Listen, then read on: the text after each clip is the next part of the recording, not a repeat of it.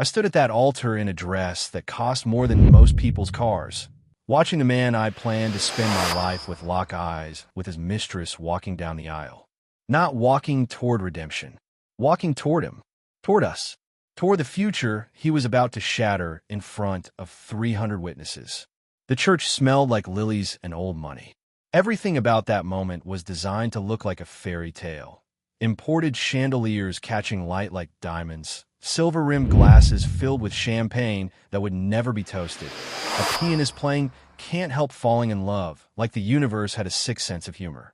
I'm Clara Whitfield, and this is the story of how I went from being publicly humiliated at the altar to owning an empire so powerful that the man who rejected me would one day walk into my office begging for a loan. But let me back up, because understanding how I got there means understanding how far I fell first. Elliot Granger was the kind of man who came with a pedigree. His family didn't just have money. They had the kind of generational wealth that made them untouchable.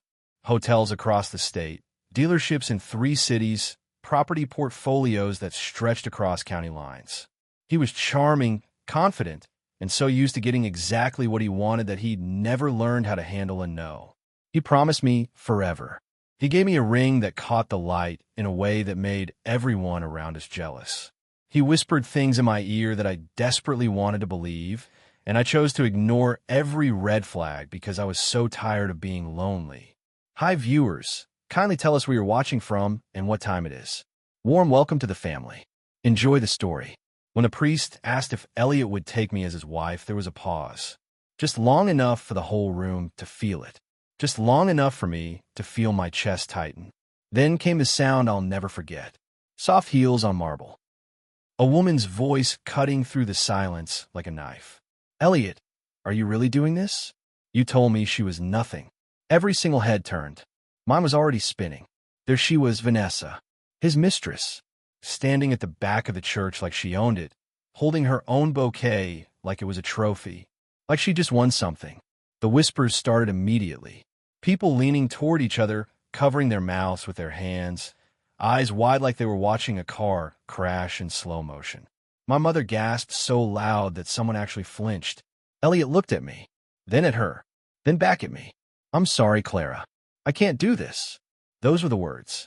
Not a scream, not an explanation, not even an apology that meant anything. Just 5 words that cracked the foundation of everything I thought I was building. There were no fireworks, no dramatic moments, no theatrical collapse. Just the crushing weight of silence. I walked out of that church without saying a single word. I left the dress there, the ring, the version of myself that still believed love was supposed to be fair. And I promised myself that I would never, ever let another person have that kind of power over me again. But revenge? That wasn't what I wanted. What I wanted was something far more powerful. What I wanted was to become someone so undeniably successful, so impossibly strong, that my existence alone would be a reminder of everything he threw away. And somehow, life had plans to make exactly that happen. What would you do if you were me in that moment? Would you have let it destroy you? Or would you have fought back? Tell me in the comments below. Let's keep this conversation going. The newspapers were absolutely relentless. Heir abandons bride for socialite. The headline screamed. Some outlets went further, publishing photos of my face from the church, red and streaked with tears they'd caught on their cameras. The story became entertainment for a city that loved watching beautiful people fall apart. But here's what nobody knows about rock bottom. Once you're there, the only place you can go is up. I sold the ring. I didn't keep it as some symbol of what I'd lost or make a shrine to my own suffering. I turned it into cash. I used that money to move into a tiny studio apartment on the other side of town where nobody knew my name and nobody cared about the scandal. Then I got a job. It wasn't glamorous. It wasn't the kind of position that would have impressed anyone.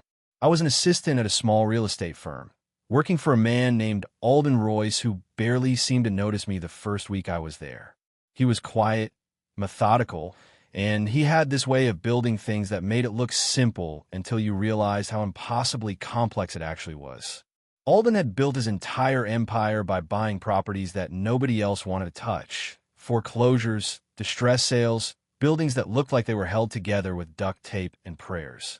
Then he transformed them, not into something trendy or flashy, but into something solid, something that made money. One afternoon, I was organizing files and completely reorganizing his entire system without being asked. He walked over, coffee in hand, and just watched me work for a full minute without saying anything. "You listen more than you talk," he finally said. "That's rare. Most people only hear what makes them feel good about themselves. You actually pay attention." That was the beginning of my real education. Because Alden didn't just teach me the real estate business. He taught me how to think like someone who builds things instead of someone who inherits them. How to read numbers like they were telling me a story. How to see value where other people only saw problems. Numbers became my religion. Spreadsheets didn't lie to me. They didn't promise me love and deliver betrayal. They didn't cheat on me or humiliate me in front of 300 people. Numbers were honest. They were absolute, and they could make me powerful.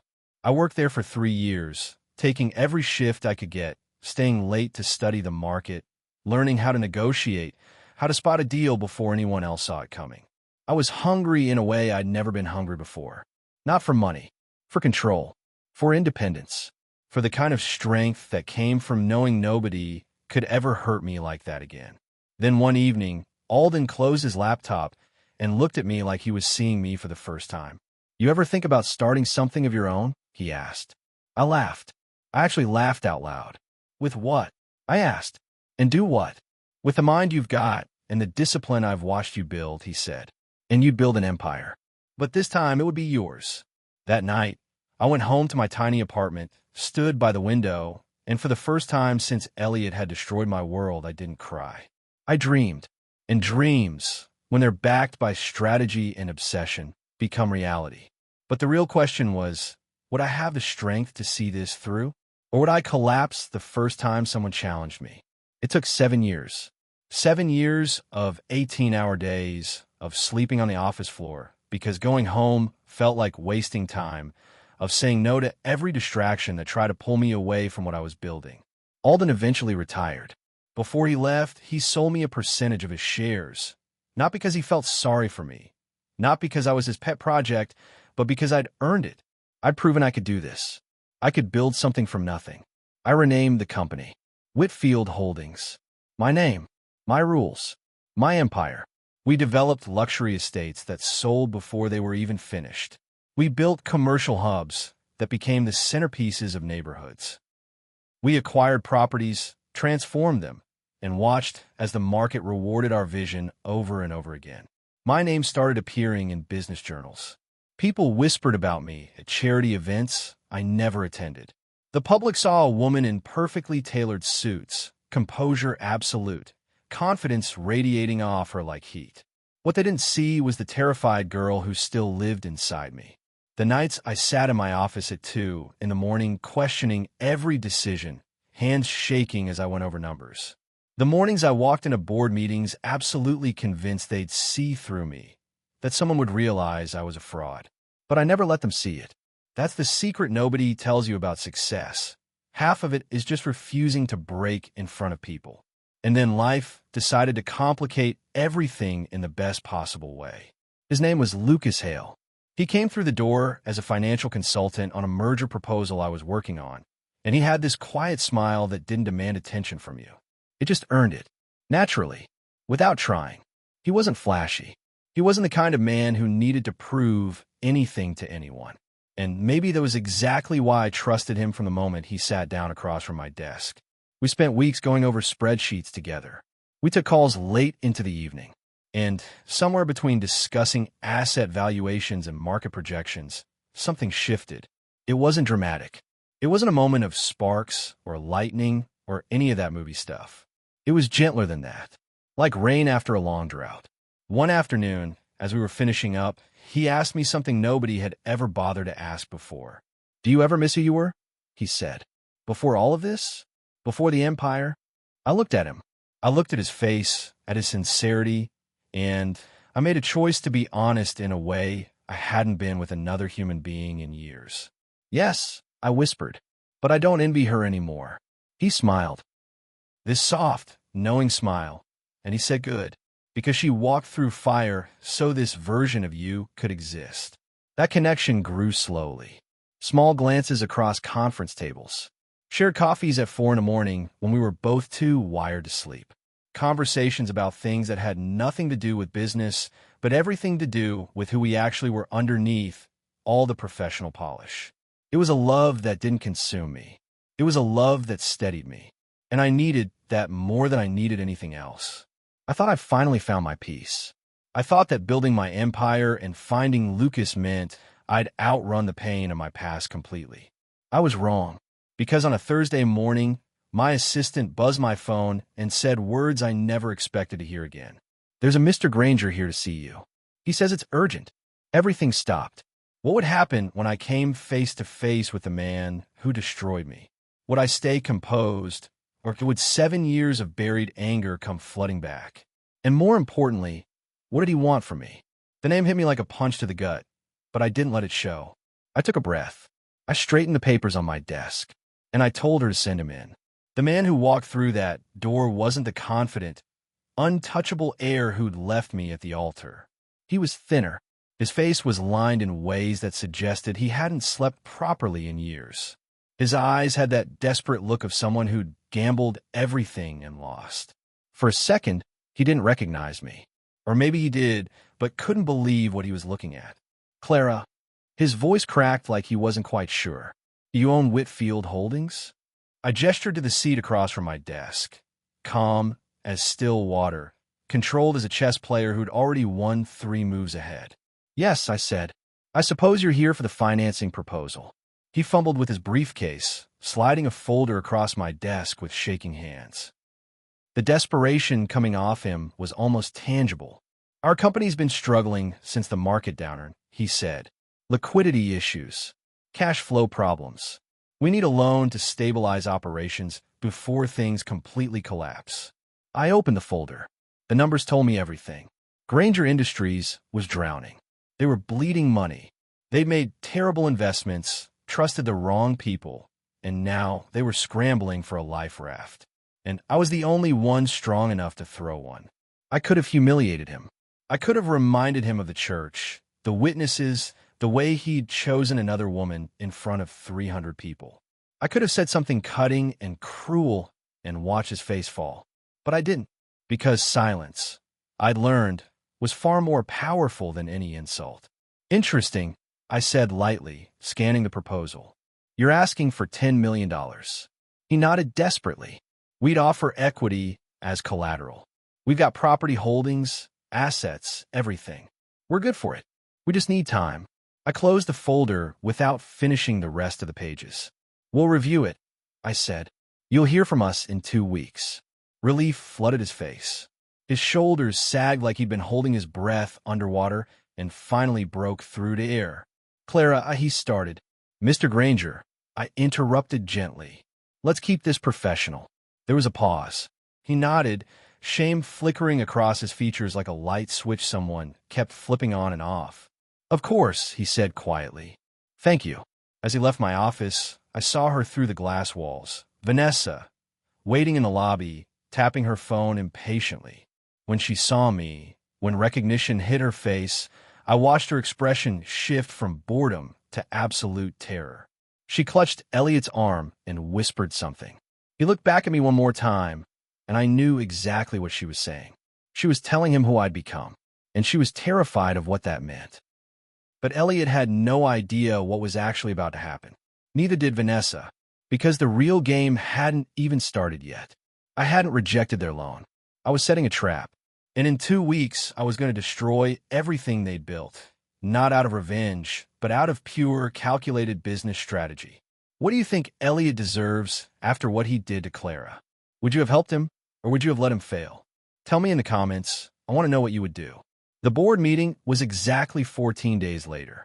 I sat at the head of the mahogany table, papers arranged in front of me like a prosecutor preparing for trial. My legal team sat on either side, waiting to hear what I was about to propose. "The board has reviewed Granger Industries' proposal in detail." I began, my voice steady and professional. "Given their financial instability, their poor management record, and the significant risk associated with this investment, Whitfield Holdings will not be approving the loan. There was movement in the room. Disappointed sighs. Someone whispered something to the person next to them. Then I continued. However, we are willing to purchase the company's remaining assets at 30 cents on the dollar. The room went silent. The legal team exchanged glances. They knew exactly what this meant. This wasn't punishment. This was absorption. I wasn't letting him fail. I was acquiring his failure. I was buying his company for pennies and rebuilding it under my name. It was the most elegant destruction possible. That evening, an email landed in my inbox. Clara, I know I don't deserve your help, but please, if there's any mercy left in you, don't let everything I built fall apart. I made mistakes. Vanessa's gone. I've lost everything. Please. I read it 3 times. Then I deleted it without responding. Some things don't need closure. Some things just need to be left behind. Silence was the only answer that would ever bring me peace. And I'd learned that lesson better than anyone. 2 months later, the acquisition went through. Granger Industries, the company his family had spent generations building, was now part of Whitfield Holdings. I didn't attend the closing. Lucas handled it on my behalf while I sat in my penthouse, watching the city lights, and felt absolutely nothing. Not satisfaction, not rage, not even vindication. Just peace. Complete, absolute peace. Because I'd finally figured out the secret that took most people decades to understand. Revenge isn't about destroying someone else. Real power is about building something so undeniably magnificent that their destruction becomes irrelevant to your story. One evening, Lucas and I sat on the balcony of my penthouse, looking out over the city I'd helped build. The skyline stretched out like a promise kept. He poured 2 glasses of wine and asked a question so simple it almost broke me. Do you ever think about him? I paused. I thought about Elliot walking through my office door, desperate and broken.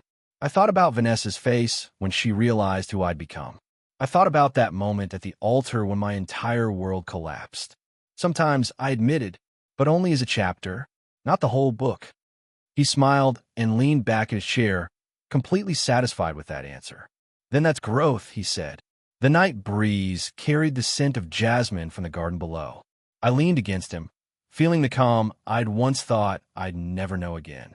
Feeling safe in a way that had nothing to do with money or power or empires. Love, I'd finally figured out, isn't about grand gestures or perfect beginnings.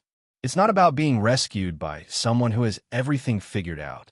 It's not about finding someone who completes you because you're already supposed to be whole. Real love is quiet. It's the presence that stays when the crowd disappears. It's someone willing to hold your hand while you rebuild the world that fell apart.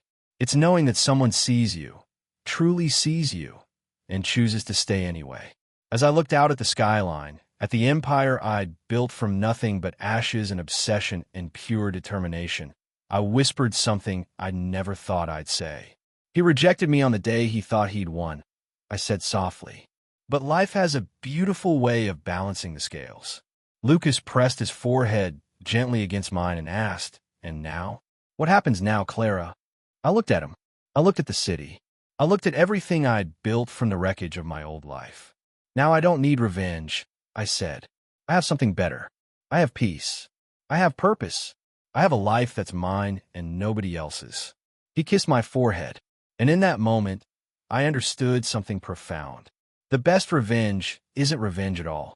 It's showing the world who you became when someone tried to break you. But here's what I never told anyone. What I never mentioned to Lucas or my legal team or anyone in my inner circle. About 6 months after the acquisition, I received a visitor, someone I wasn't expecting. Someone who told me something that changed everything I thought I understood about that day at the church, about Elliot's choice, and about the woman who'd walked down the aisle. And when I heard what she had to say, I realized that my story, the story I thought had ended with me building an empire, was actually just beginning. What do you think that visitor told me? Who was it? And what secret could possibly change everything? Drop your guesses in the comments. And if you want to know what happens next, you're going to have to come back for Chapter 7, where the real truth finally comes out. Thank you for being part of this family. See you in the next chapter. The rain was coming down hard when my secretary announced I had an unexpected visitor. No appointment, no call ahead, just someone insisting they had to see me immediately. I almost said no, but something in the tone of my assistant's voice made me pause. Send them in, I said. The woman who walked through my office door was someone I hadn't seen in 7 years. I barely recognized her at first. She was older, thinner, with tired eyes that had seen too much. Her name was Margaret Shun, and she used to work in Elliot's family office. Ms. Whitfield, she said, her voice shaking.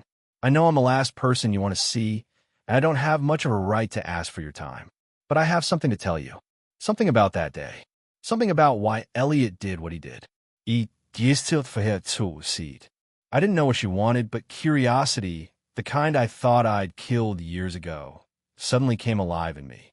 I was Elliot's father's assistant, she continued, sitting on the edge of the chair like she was ready to run at any moment. His father, Richard Granger, he made a decision that day, and he made Elliot follow through with it. If Elliot didn't leave you at the altar, his father was going to cut him off completely. No money, no inheritance, no access to the family business. I felt something shift inside me. Not anger, not pity, just a strange, hollow awareness. Your father-in-law had a gambling problem, Margaret said quietly. He'd made terrible investments. He lost millions, and he was desperate. When he found out you came from old money, real money that wasn't tied up in the family business, he saw you as a solution. He wanted Elliot to marry you, so he could access your family's assets through the marriage. What? My voice was steady, but my hands weren't. But your father was smarter than Richard gave him credit for, she continued. Your family's lawyers had protected everything. There was no way for Richard to touch your money. When he found that out, he was furious. He told Elliot the engagement was a mistake, that you weren't good enough, that he'd arranged something better. I sat back in my chair.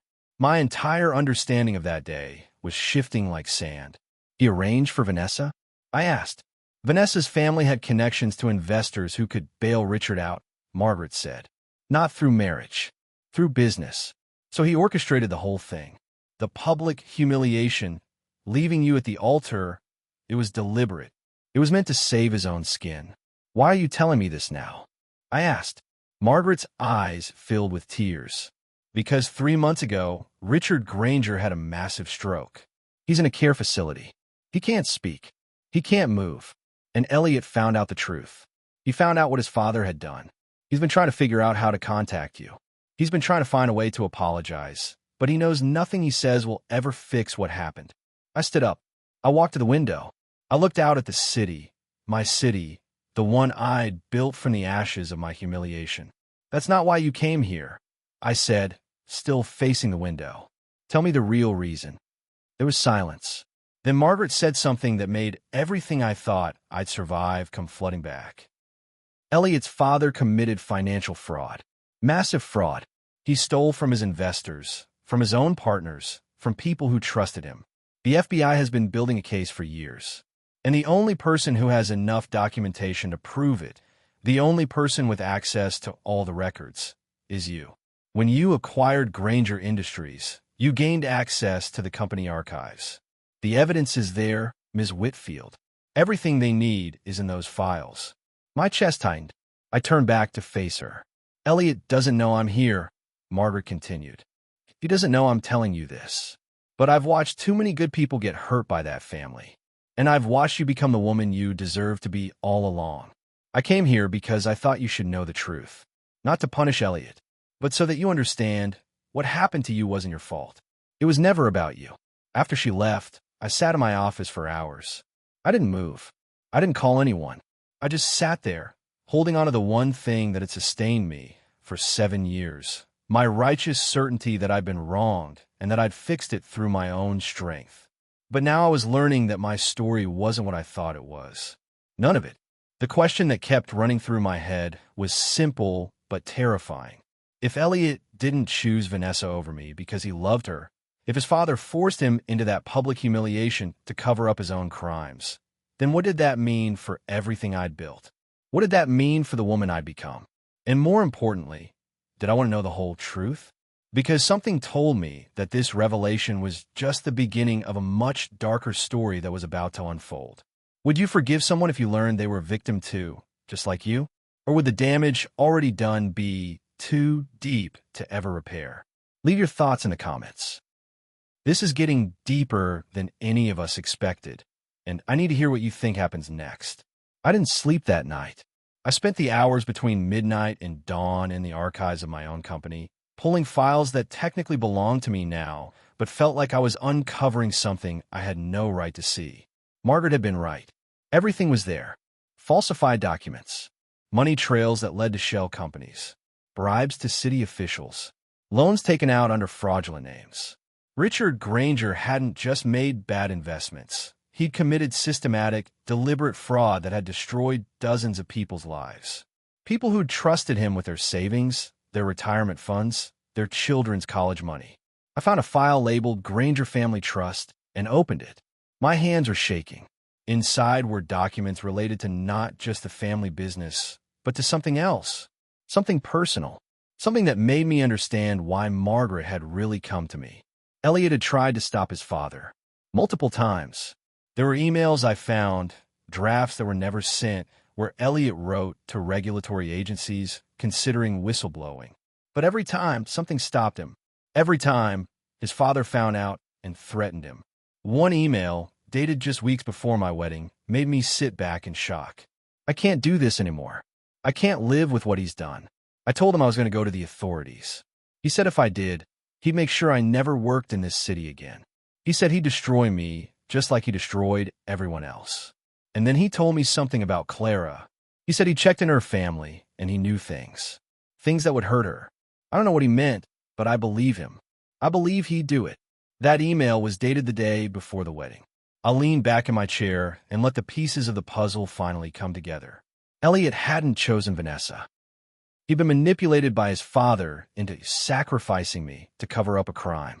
And when he tried to stand up to his father, Richard had threatened to hurt me. So Elliot had done what any desperate man would do. He'd protected the person he loved, even if it meant destroying her publicly. I called Margaret. It was 3 a.m, but she answered like she'd been waiting for the call. How much of this does Elliot know? I asked. Everything, she said quietly, about what his father did, but not about why he did it. Not about the manipulation. Not about how he threatened to hurt you if Elliot didn't go through with the wedding. Elliot found out about that part only recently. That's when he started trying to find a way to contact you. Why didn't he just come directly to me? I asked, though I already knew the answer. Because he didn't think you'd ever believe him, Margaret said. And because he knows he doesn't deserve your forgiveness. He hurt you, Ms. Whitfield. That's a fact. The reasons don't erase the damage. After we hung up, I sat in the darkness of my office and faced something I'd been running from for 7 years. I'd built my entire empire on the foundation of Elliot's betrayal. I'd taken his humiliation of me and transformed it into power. I'd turned my pain into an achievement that made me undeniable. But what if that betrayal had never been a choice on his part? What if he was a victim too, just trapped in a different kind of cage? Lucas found me there at sunrise. He didn't ask questions.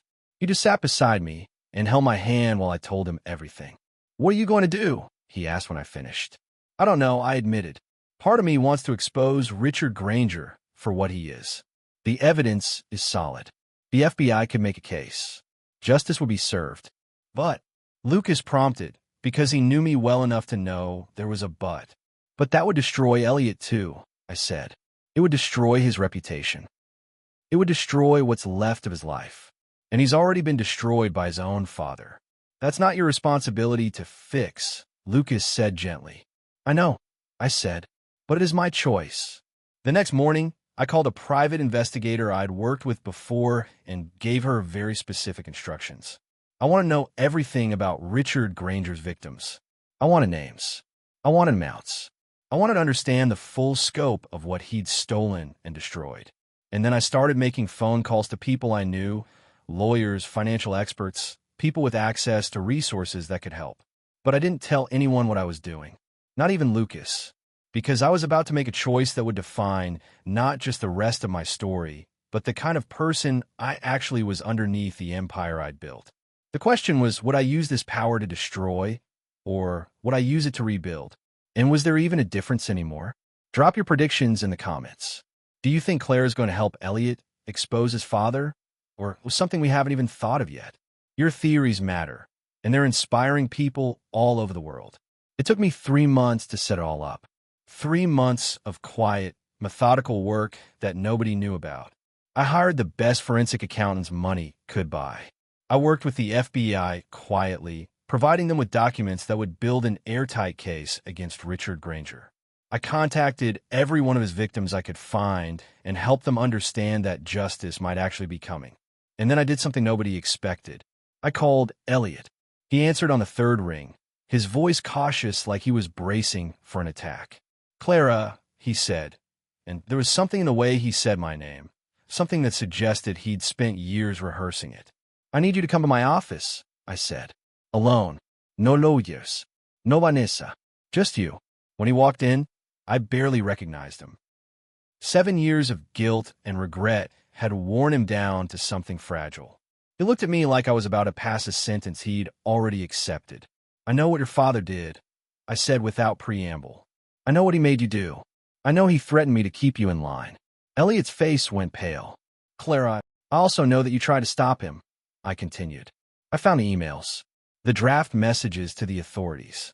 I found the evidence of your attempts to do the right thing and the consequences your father imposed for trying." He sat down heavily, like his legs wouldn't hold him anymore. "I've been working with the FBI," I said. "I've given them all the documentation they need. Your father is going to face charges for what he did. Multiple counts of fraud. He's probably going to spend the rest of his life in prison." Elliot started to speak, but I held up my hand. "But here's what nobody knows," I continued. "I've also been working with his victims. I've helped them file claims. I've helped them understand what happened. And I've been using Whitfield Holdings resources to recover some of what was stolen." "Why?" Elliot asked, and his voice broke on that single word. "Because what your father did wasn't your fault," I said. "And I spent 7 years hating you for something that was never actually your choice.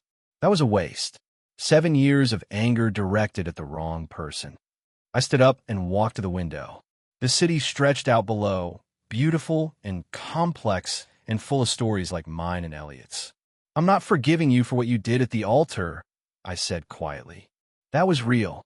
That hurt was real. That humiliation was real.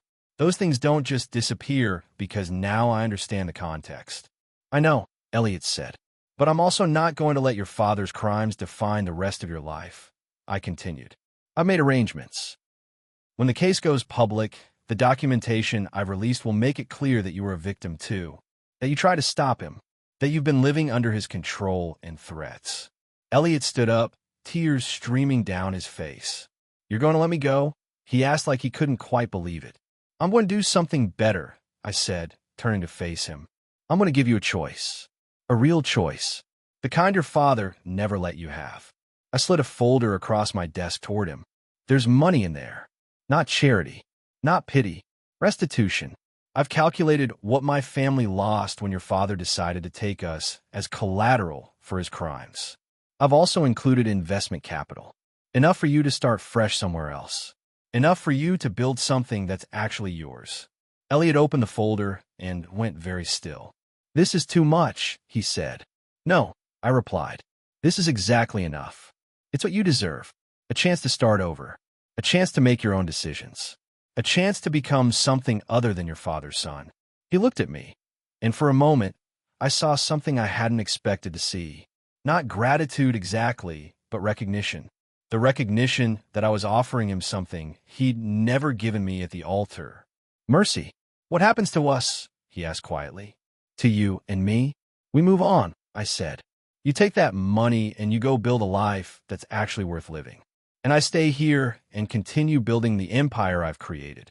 We're not enemies anymore, Elliot, but we're not friends either. We're just two people who were caught in your father's web, and we're both finally getting free." He nodded slowly. I could see the weight lifting off his shoulders, piece by piece. "Thank you," he said. "I know I don't deserve." "You're right," I interrupted. "You don't. But that's the whole point. Forgiveness isn't about what people deserve. It's about what sets you free."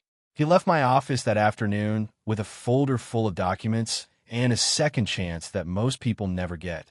I watched him walk out, and I felt something I hadn't expected to feel. Not relief exactly. Not closure. Just a strange, quiet sense of completion. Like I'd finally put down a weight I'd been carrying so long I'd forgotten it was there. Lucas found me at my desk later, staring at nothing. "He's gone," he asked. "He's gone," I confirmed. "And the FBI case is moving forward.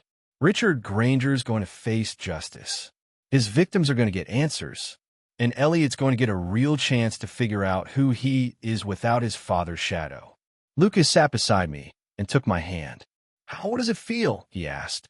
"Getting your revenge without actually destroying anyone?" I thought about that question for a long moment. "It feels like I finally understand what real power actually is," I said. "It's not about winning. It's not about having more than someone else. It's about having the strength to choose mercy when you could choose cruelty. That's the only power that actually matters." 2 weeks later, the story broke. News outlets ran headlines about Richard Granger's arrest, about the decades-long fraud scheme, about the dozens of victims who were finally getting their day in court. But they also ran stories about Elliot, about how he'd been manipulated and controlled, about how he'd tried to do the right thing and been threatened for it. My name appeared in some articles as the executive who'd provided the evidence. But I made sure most of the focus stayed on the victims, on justice, on the system that allowed someone like Richard to operate unchecked for so long. The acquisition of Granger Industries took on a different meaning. It wasn't a revenge play anymore. It was a rescue. I spent the next 6 months rebuilding that company into something legitimate, something that actually created value instead of destroying lives. I brought in new management, people with integrity, people who understood that business could be about more than just extracting wealth. And slowly, something unexpected started happening. Whitfield Holdings didn't just grow.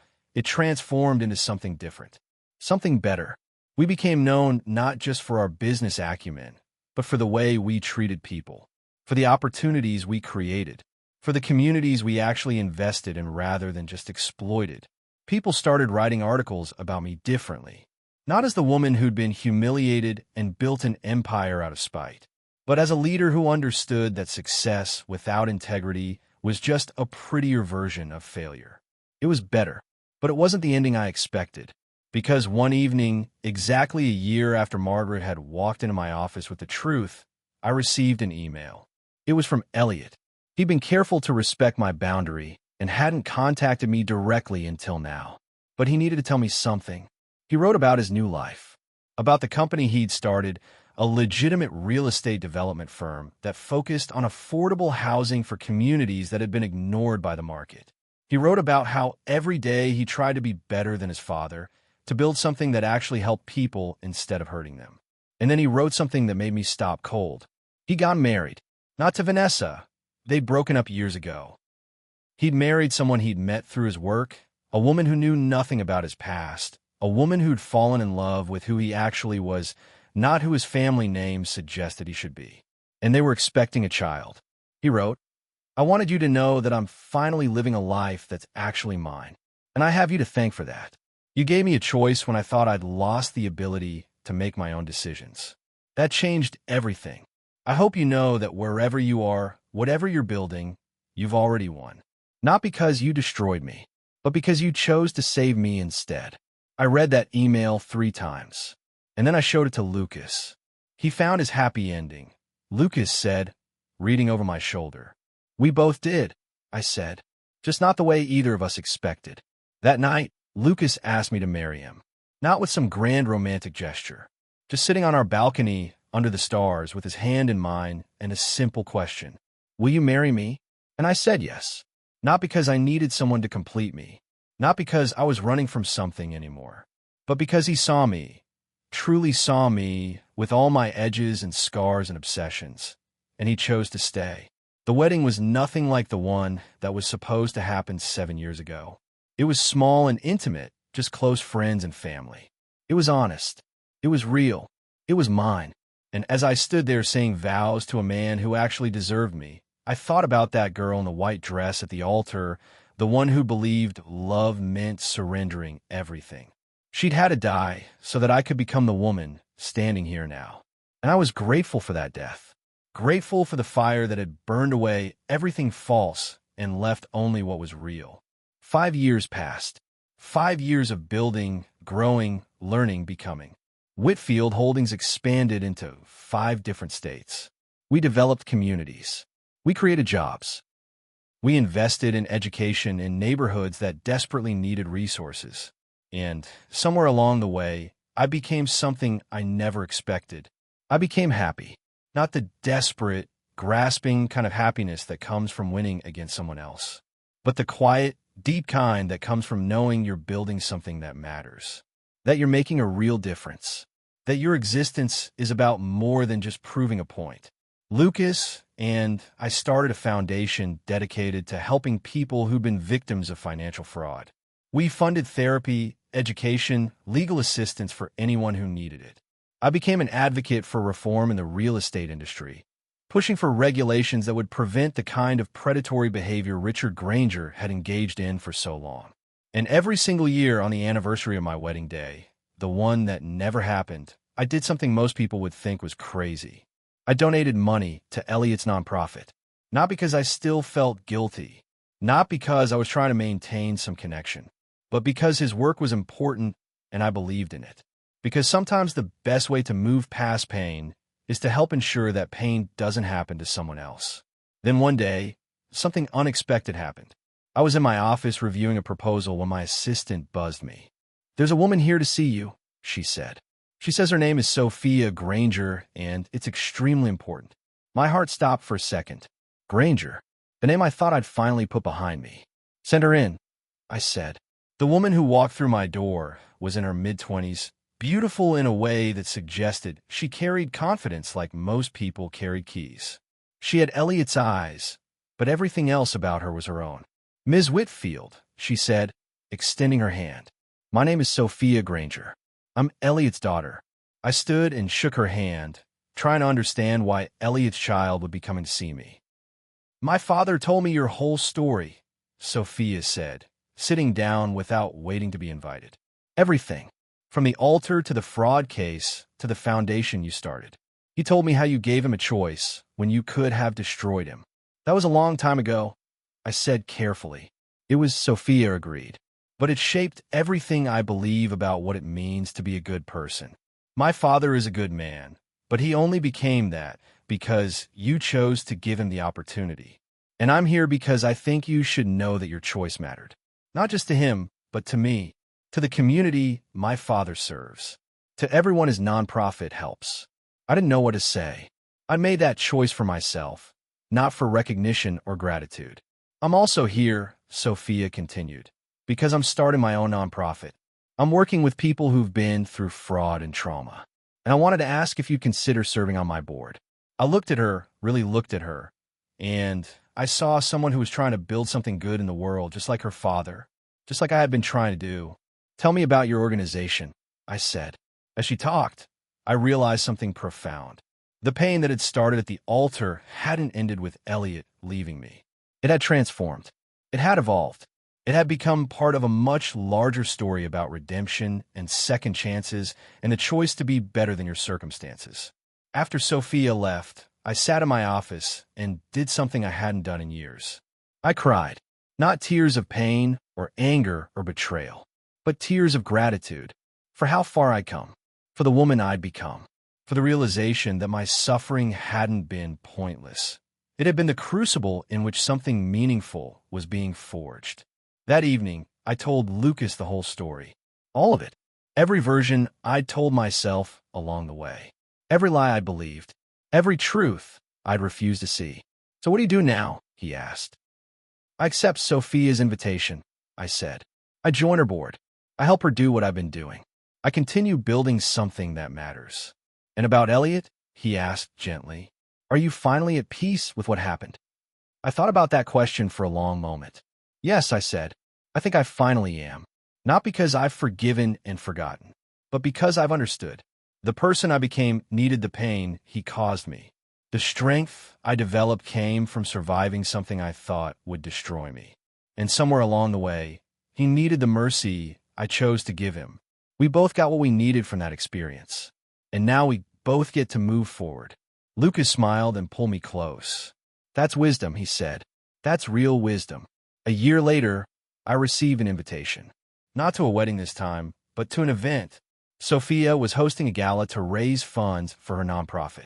She wanted me to be the keynote speaker. I almost declined. Public speaking about my own trauma felt vulnerable in a way that building an empire never had. But I said yes. The night of the event, I stood in front of a room full of people and told them my story. Not the sanitized version, not the triumph over adversity narrative that makes for good headlines, but the real story, the messy parts, the moments I doubted myself, the times I wanted to destroy instead of build, the slow, painful process of becoming someone better than my pain. And when I finished, I said something I meant with every fiber of my being. Life is going to hurt you, I said. That's not a question of if, it's a question of when. The real question is what you're going to do with that hurt. Are you going to let it define you? Are you going to use it as fuel for destruction? Or are you going to transform it into something that helps other people avoid the same pain? I paused and looked out at the audience. Il chose transformation. And it saved my life in ways that victory never could have. The man who rejected me at the altar became my biggest teacher. The humiliation that nearly destroyed me became the catalyst for everything I've built. And the choice I made to show mercy instead of cruelty became the decision that finally set me free. The room erupted in applause, but I barely heard it, because in the back of the room, I saw a familiar face. Elliot. He was standing with his wife and daughter, and he was crying. After the event, he waited to speak with me privately. Thank you, he said simply, for not just forgiving me, but for understanding me, for giving me a chance to become the man I was always supposed to be. You did the work, I replied. I just removed the obstacles. We stood in silence for a moment. Two people who had once been enemies, then strangers, and now something more complicated than either of those things. We were people who understood each other's pain.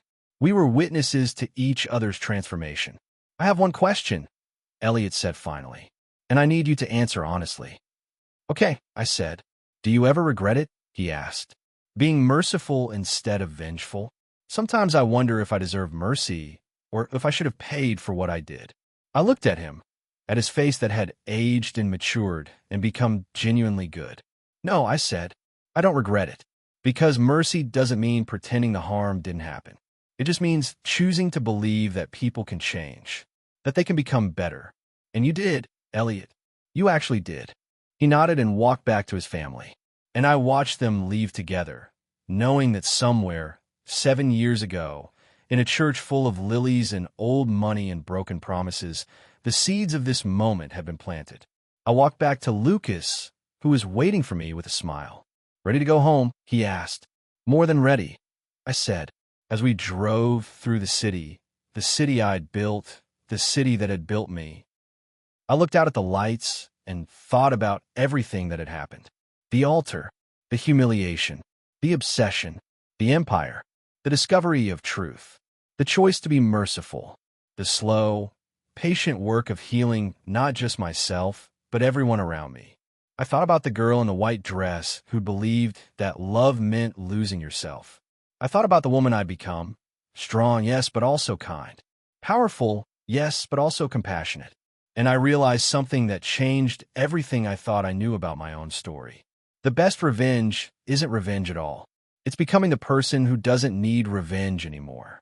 It's building something so beautiful and meaningful that your past becomes just a chapter in a much larger story. It's choosing mercy when cruelty would be so much easier. It's understanding that the person who hurt you is probably just as broken as you were. That's the real victory. That's the real empire.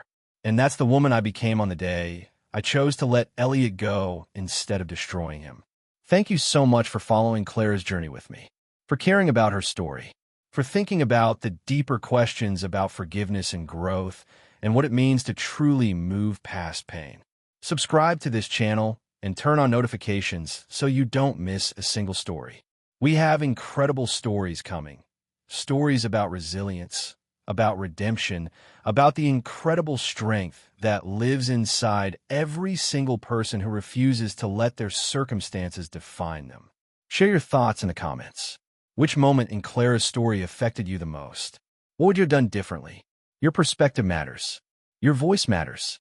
And your stories inspire others to believe that they can overcome too. Thank you for being part of this family. I'll see you in the next story.